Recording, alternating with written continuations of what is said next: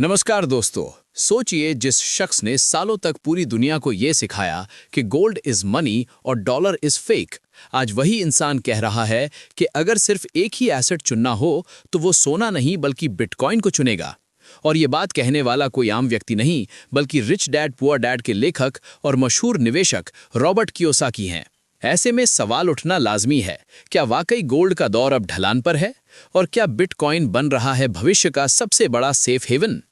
दरअसल Robert Kiyosaki ने हाल ही में सोशल मीडिया पर एक पोस्ट किया जिसमें उन्होंने साफ लिखा कि किसी भी समझदार निवेशक के लिए डाइवर्सिफिकेशन बेहद जरूरी है।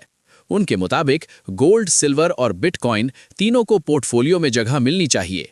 लेकिन कियोसाकी ने यह भी साफ कर दिया कि अगर मजबूरी में सिर्फ एक ही एसेट चुननी पड़े तो उनकी पहली पसंद होगी बिटकॉइन। अब सवाल यह है कि आखिर कियोसाकी ऐसा क्यों कह रहे हैं?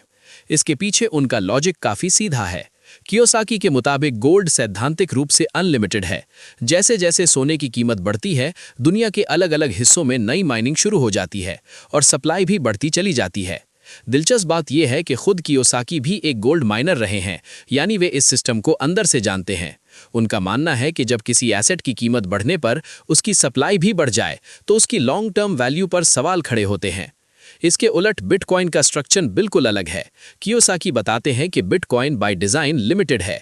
पूरी दुनिया में सिर्फ 21 मिलियन बिटकॉइन ही बनाए जा सकते हैं और इस लिमिट के हम बेहद करीब पहुंच चुके हैं।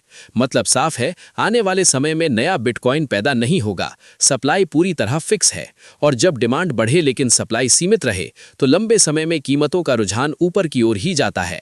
यही वजह है कि कियोसाकी बिटकॉइन को भविष्य का बड़ा एसेट मानते हैं। हालांकि कियोसाकी ने यह भी कह चुके हैं कि फिलहाल वो कोई नई खरीदारी नहीं कर रहे हैं। उनके मुताबिक वो बाजार में अगले बड़े क्रैश या बॉटम का इंतजार कर रहे हैं।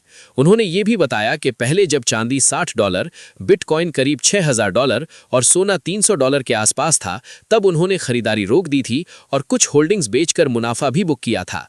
अब जरा मौजूदा बाजार पर नजर डालें।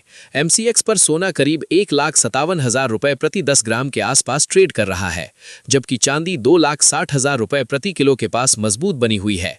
इंटरनेशनल मार्केट में भी गोल्ड और सिल्वर ऊंचे स्तरों पर टिके हुए हैं। तो सवाल अब भी वही है, क्या वाकई गोल्ड का जादू धीरे धीरे कमजोर पड़ रहा है और क्या बिटकॉइन बनने जा रहा है नई पीढ़ी का सबसे बड़ा सेफ हेवन? रॉबर्ट कियोसाकी तो अपना दांव साफ कर चुके हैं।